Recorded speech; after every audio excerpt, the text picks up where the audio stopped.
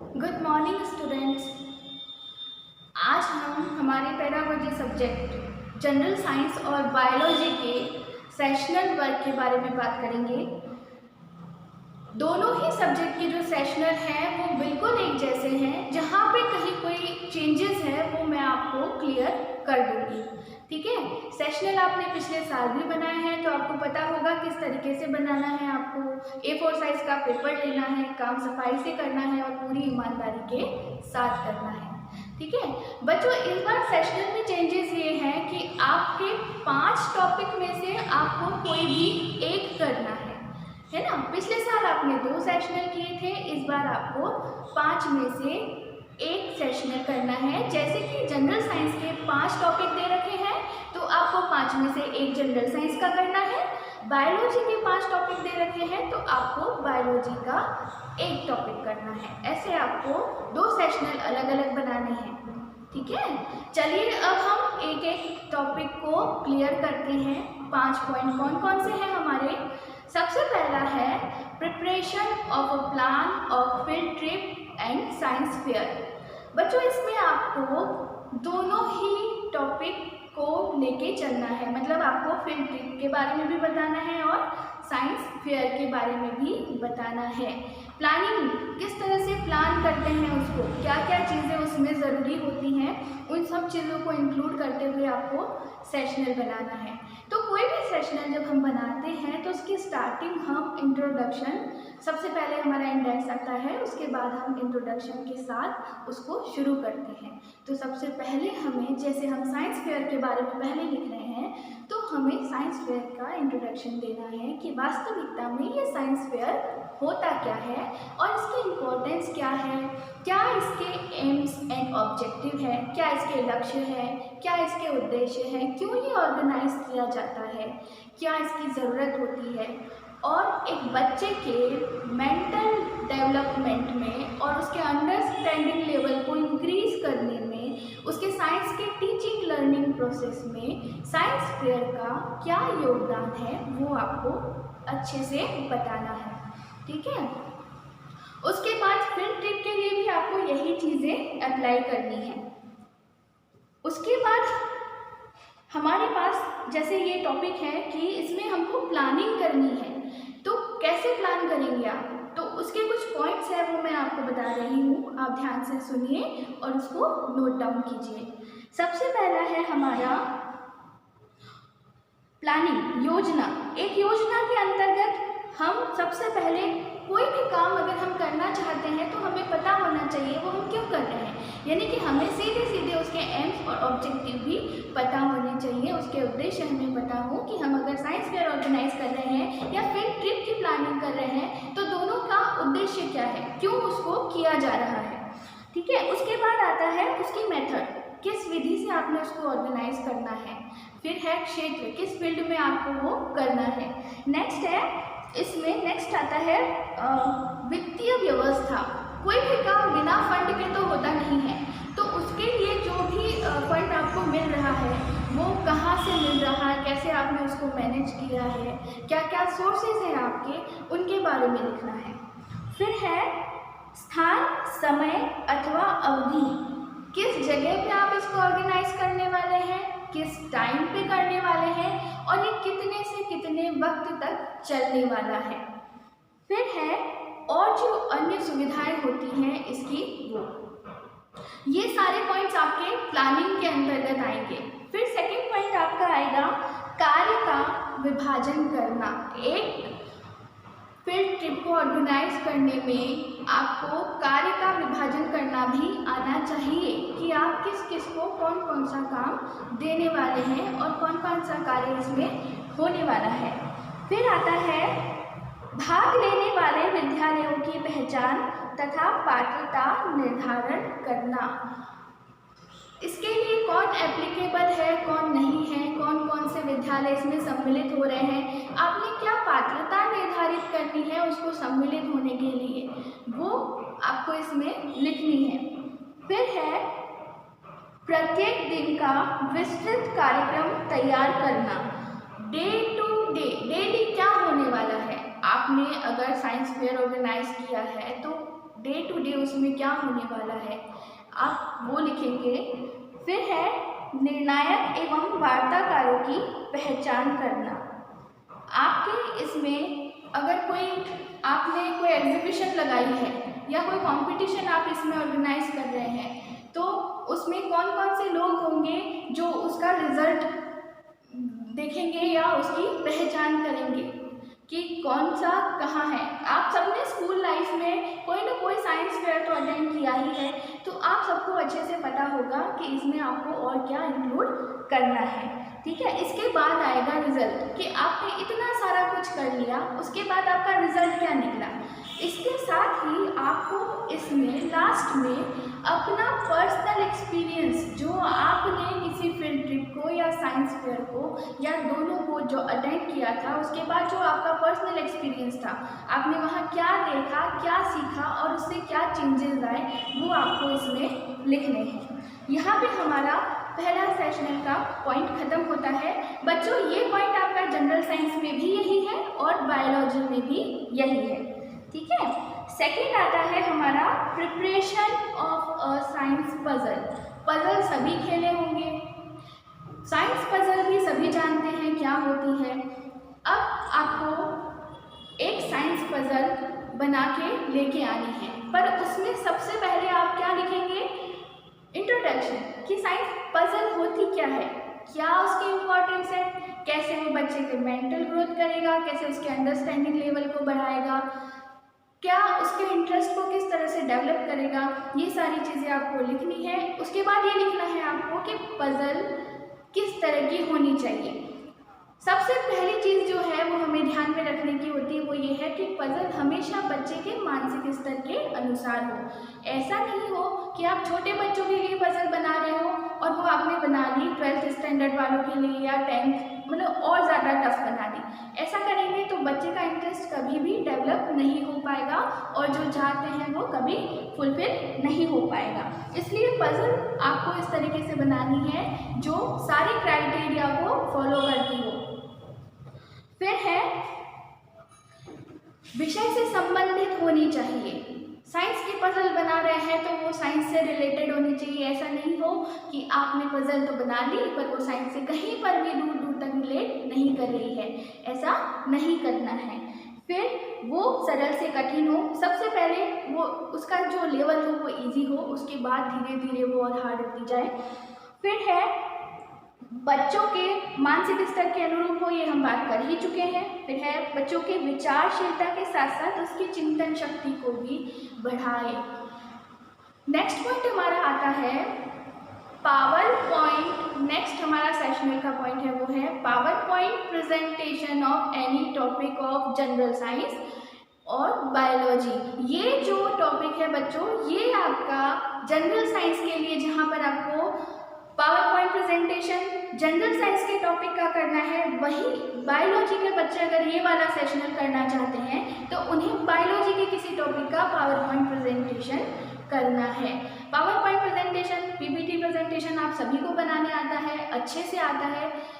आपको जो भी प्रेजेंटेशन आप बना रहे हैं उसकी सॉफ्ट कॉपी और उसकी हार्ड कॉपी दोनों यहाँ सबमिट करानी है। उसके साथ ही आपको वो टॉपिक यहाँ पे प्रेजेंट करना होगा कि आपने क्या और किस तरीके से बनाया है, उसको एक्सप्लेन करना होगा और फिर उसमें से आपसे क्वेश्चंस भी पूछे जाएंगे। फिर है हमारा नेक्स्ट पॉइंट, वो है review of a standard book on science.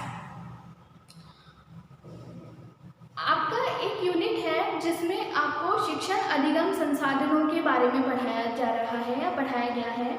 उस यूनिट में हम लाइब्रेरी एंड टेक्स्ट बुक्स के बारे में भी पढ़ते हैं, है ना। तो जब ये सेक्शनल स्टैंडर्ड बुक से रिलेटेड है तो सबसे पहले तो हमें ये बताना है कि टेक्स्ट बुक होती क्या है और साइंस में एक बच्चे को साइंस की टीचिंग लर्निंग के लिए टेक्स्ट बुक्स उसकी कैसे हेल्प करती है, क्या उसके क्राइटेरिया होते हैं, क्या उसकी कैरेक्टरिस्टिक्स होती हैं, क्या कुछ उसमें होना चाहिए, वो सारी चीज़ें आपको लिखनी है। फिर आता है हमारा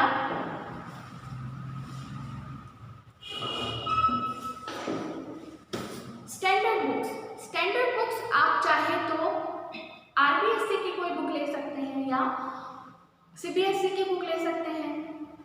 उन दोनों में से किसी भी एक बुक जो साइंस की हो, अब उसका आपको रिव्यू करना है। तो रिव्यू कैसे करते हैं, पहले तो आपको ये अच्छे से समझ में आना चाहिए कि किसी भी बुक का अगर रिव्यू करना है हमें, तो हमें पता होना चाहिए कि हमें क्या क्या देखना है उसके अंतर्गत। तो सबसे पहले तो आप बुक का इंट्रोडक्शन लिखेंगे कि बुक कौन से बोर्ड से रिलेट करती है, बुक का नाम क्या है, ठीक है, उसका ऑथर कौन है, किसने उसको लिखा है, कहाँ से वो प्रकाशित हुई है, कहाँ उसका कौन सा संस्करण है, एडिशन कौन सा है उसका, ये आपको अच्छे से उसमें क्लियर करके बताना है। फिर आता है आपको उसमें लिखना है कि उस बुक के अंतर्गत सबसे पहले क्या आएगा। जब भी हम कोई बुक खोलते हैं, ये स्टार्टिंग होने के बाद में हम सबसे पहले क्या चीज़ देखते हैं, हम देखते हैं उसका सिलेबस। उसके सिलेबस में कौन कौन सी यूनिट इंक्लूड की गई है, उस यूनिट में क्या क्या दे रखा है। आपको सारी की सारी यूनिट लिखनी है, उसमें दिया गया हर एक टॉपिक आपको लिखना है। उस बुक को आपको पहले खुद अच्छे से पढ़ना है, क्योंकि बिना पढ़े आप कभी भी किसी भी चीज़ का रिव्यू नहीं कर सकते। तो जो उसके टॉपिक्स दे रखे हैं उनको ध्यान से पढ़िए, समझिए, फिर उनके बारे में लिखिए आप कि जो उसमें दे रखा है वो उसके बच्चे के अकॉर्डिंग है या नहीं है। साइंस का बच्चा है, साइंस के स्टूडेंट्स के लिए अगर हम वो बुक देख रहे हैं, साइंस की बुक है, तो हमें उसको उस वे में लेना है कि उसके अंतर्गत जो कुछ भी टॉपिक दे रखे हैं वो बच्चे की लाइफ में, डे टू डे लाइफ में कहीं भी एप्लीकेबल हो पा रहा है या नहीं। साइंस एक प्रैक्टिकल सब्जेक्ट है, ऐसा नहीं है कि थ्योरी है, आप उसको बस पढ़े जा रहे हैं, ऐसा नहीं होता। साइंस एक प्रैक्टिकल सब्जेक्ट है और साइंस में जो कुछ भी हम पढ़ते हैं उसका हमारे जीवन में कहीं ना कहीं उपयोग होता ही है। मॉर्निंग से लेकर नाइट तक हम जो कुछ भी करते हैं उसमें साइंस हमारे जीवन का एक बहुत ही महत्वपूर्ण हिस्सा होता है। तो एक स्टूडेंट को साइंस में जो भी पढ़ाया जा रहा है उस बुक में क्या वो उसकी लाइफ के लिए उपयोगी है। सेकेंड थिंग उसमें आपको ये देखनी है वही कि क्या वो उसके लेवल के अकॉर्डिंग है, उसके मानसिक स्तर के अकॉर्डिंग है या नहीं है। ऐसा ना हो कि बच्चे 10th की है और आप 12th लेवल का उनको पढ़ा रहे हैं तो उनको समझ में नहीं आएगा। तो आपको उस बुक में ये चीज़ें भी देखनी है। फिर आता है उसमें कि जो उसमें क्वेश्चन आंसर दे रखे हैं वो किस तरीके के हैं, बुक से उठा के सीधे सीधे पूछ लिए गए हैं या फिर उसमें बच्चे के सोच को डेवलप किया गया है। कुछ क्वेश्चंस ऐसे होते हैं जिनके आंसर सीधे सीधे बुक में चैप्टर के अंदर मिल जाते हैं, कुछ क्वेश्चंस ऐसे होते हैं जिनके आंसर हमें समझ के लिखना पड़ता है। तो किस तरह के वो क्वेश्चंस हैं, आंसर हैं। उसके बाद उस बुक का प्रेजेंटेशन कैसा है, क्या उसमें एग्जाम्पल्स उतने हैं जितने होने चाहिए थे। अब साइंस की बुक है तो जाहिर सी बात है कि उसमें एग्जाम्पल्स भी होने चाहिए और प्रैक्टिकल्स भी होने चाहिए, जिसे बच्चा करके सीखे, सिर्फ पढ़ के ना सीखे, बच्चा करके उसको सीखे। तो उसमें सफिशिएंट प्रैक्टिकल्स है या नहीं है, उसमें जो एग्जाम्पल्स दे रखे हैं वो उस पर्टिकुलर टॉपिक से रिलेट करते हैं या नहीं करते हैं, ये सारी चीज़ें आपको उसमें देखनी है। फिर है जो कुछ भी उसमें दे रखा है वो किन किन ऑब्जेक्टिव्स को फुलफिल करता है। ऑब्जेक्टिव्स आप सभी जानते हैं, आपने पढ़े होंगे, कौन कौन से उद्देश्य होते हैं। ज्ञान के आधार पर है, समझ के आधार पर है, अवबोध के आधार पर है, कौशल है, कौन कौन से उसमें अभिरुचि है, अभिव्यक्ति है, क्या उसमें डेवलप हो रहा है बच्चे में उस पर्टिकुलर टॉपिक को पढ़ने के बाद, ये भी आपको उसमें लिखना है। जब आप उसका पूरा रिव्यू कर लेते हैं उसके बाद आपको उसकी विशेषताएं लिखनी है। विशेषताएं कि आपने इस बुक में क्या क्या अच्छा देखा, क्या क्या आपको लगा कि ये चीज़ बेस्ट है, ये होनी चाहिए। फिर आपको उसकी डिसएडवांटेज लिखने हैं या उसकी अवदोष, जो भी दोष है वो लिखने हैं कि इसमें ये चीज़ नहीं है, ऐसी होती तो अच्छा होता। आपको फिर लास्ट में सुझाव भी देने हैं आपकी समझ के अनुसार। जब आपने पूरा पढ़ लिया, पूरा समझ लिया, उसके बाद आपको अपने सुझाव देने हैं कि इस स्तर के बच्चों के लिए इस तरह की पुस्तक होनी चाहिए, किन किन बातों का उनमें समावेश होना चाहिए। अगर आपको लगता है कि ये चीज़ इसमें इंक्लूड नहीं की गई है तो आपको इंक्लूड करनी है। बस आपको गुण लिखने हैं, विशेषताएं लिखनी है, दोष लिखने हैं, उसके बाद अपने सुझाव देने हैं। सबसे पहले इन शॉर्ट करें तो आपको इंट्रोडक्शन से शुरू करना है, आपको टेक्स्ट बुक के बारे में लिखना है, उसकी इम्पोर्टेंस लिखनी है, फिर आपके जो भी क्राइटेरिया होते हैं वो लिखने हैं। उसके बाद आपको बुक जिसका आप रिव्यू करने वाले हैं उसका इंट्रोडक्शन लिखना है, उसके टॉपिक्स लिखने हैं, उसकी यूनिट में जो जो टॉपिक्स हैं वो लिखने हैं, उसमें कौन कौन से प्रैक्टिकल वर्क्स दे रखे हैं जो प्रयोगशाला में जाके, जो लैब में जाके बच्चे करने वाले हैं, कौन कौन से उसके एग्ज़ाम में क्या क्या पूछा जा सकता है, वो चीज़ें लिखनी है। और बाद में आपको इसका शॉर्ट में रिव्यू करके ले आना है। ठीक है, नेक्स्ट हमारा जो टॉपिक है वो है प्रिपरेशन ऑफ अ हर्बेरियम। ये आपने बहुत अच्छे से किया होगा, क्योंकि साइंस में ऐसा हो नहीं सकता कि हमने ये वाला प्रैक्टिकल कभी किया ना हो। प्रिपरेशन ऑफ हर्बेरियम में सबसे पहले आपको क्या करना है, वही हमें इंट्रोडक्शन से स्टार्ट करना है कि हर्बेरियम होता क्या है। हर्बेरियम क्या होता है? किसी भी पौधे के पार्ट्स को प्रयोगशाला और प्रयोगशाला के बाहर अध्ययन किए गए नमूनों को सुरक्षित जिसमें रखा जाता है वो क्या कहलाता है? हर्बेरियम। कोई भी प्लांट्स है जिनकी आप स्टडी कर रहे हो, चाहे आप लैब में कर रहे हो या लैब के बाहर कर रहे हो, उनको सुरक्षित करके जहाँ पे भी प्रिजर्व करके आप रख सकते हैं वो आपका हर्बेरियम है। ठीक है, इसमें पादप प्रदर्शों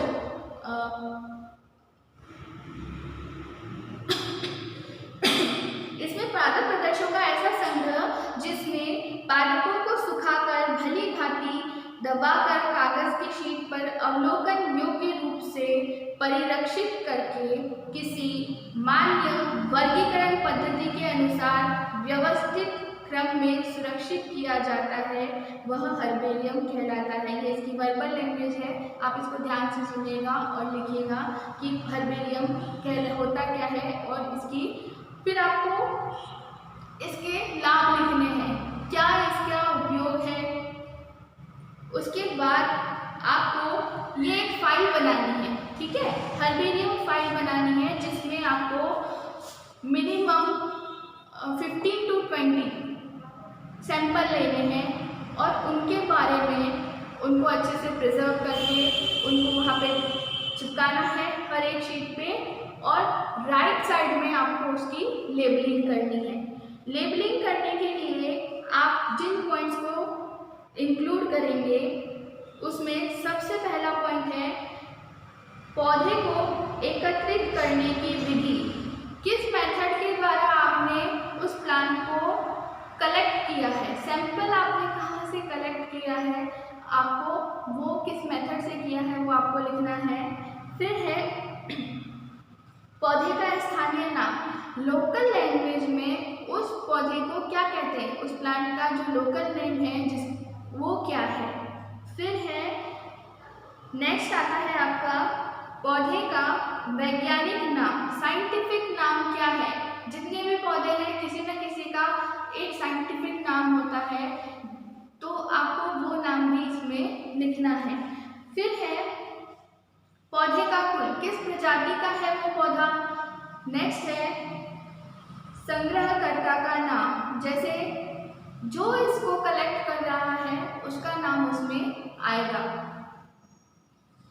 नेक्स्ट है स्थान का नाम जहाँ से पौधा एकत्रित किया गया हो, वो प्लेस जहाँ से आपने उसको कलेक्ट किया है, चाहे आप किसी नर्सरी से लेके आए हो, आपने कहीं गार्डन से लिया हो या किसी ऐसी जगह से आप लेके आए हैं, तो आपको उसकी डिटेल लिखनी है कि वो जगह कौन सी है जहाँ से आपने उसको कलेक्ट किया है। उसके बाद आपको उसके कुछ स्पेसिफिक क्वालिटीज़ होती हैं उसकी, वो आपको मेंशन करनी है कि उसका क्या क्या यूज़ है, कहाँ वो यूज़ में आ सकता है, उसकी क्या इम्पोर्टेंस है वो आपको लिखनी है। फिर लास्ट में आपको रिमार्क लिखना है, कोई भी विशेष बिंदु जो आप उसमें लिखना चाहें वो लिख सकते हैं। ये हो गया आपका हर्बेरियम का। ये जो सेशनल पांचों है बच्चों, इसमें से आपको एक सेशनल करना है, एक सेशनल आपको जनरल साइंस का करना है और एक सेशनल आपको बायोलॉजी का करना है। ऐसे आपको 2 सेशनल करने हैं और अलग अलग बना के लाने हैं। ऐसा नहीं कि अगर जनरल साइंस और बायोलॉजी का बच्चा है, दोनों के कॉमन सब्जेक्ट है, तो आप एक ही में 2 बना के लाओ, ऐसा नहीं करना, ठीक है। आपको दोनों सेशनल अलग अलग बनाने हैं, पेज कंजूसी नहीं करना, साफ से काम करना और अच्छे से काम करके लेके आना। इसमें जो हर्बेरियम की जो शीट होती है उसकी एक मानक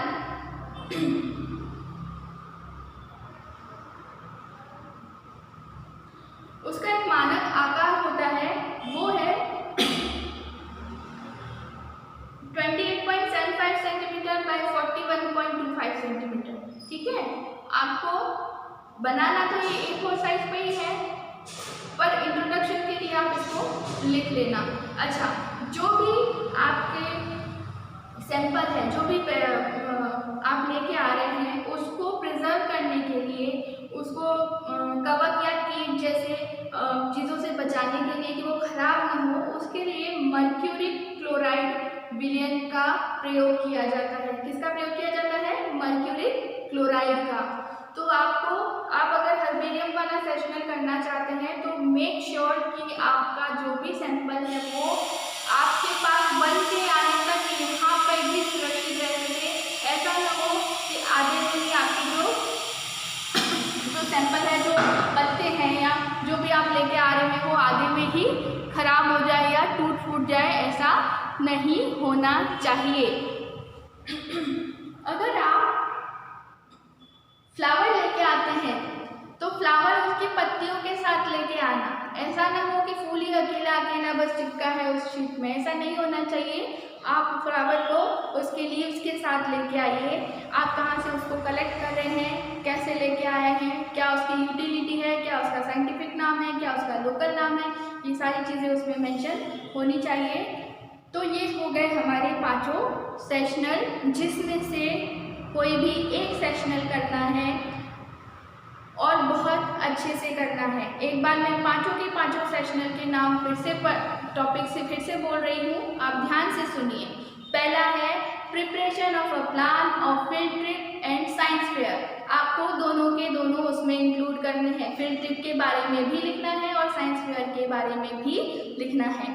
सेकंड है हमारा preparation of a science puzzle. एक साइंस पजल आपको बना के लानी है। किस तरह से आपने बनाई, उसकी इम्पोर्टेंस क्या है, क्या क्या उसकी कैरेक्टरिस्टिक्स होनी चाहिए, क्या उसका क्राइटेरिया है, सारी चीज़ें आपको उसमें लिखनी है।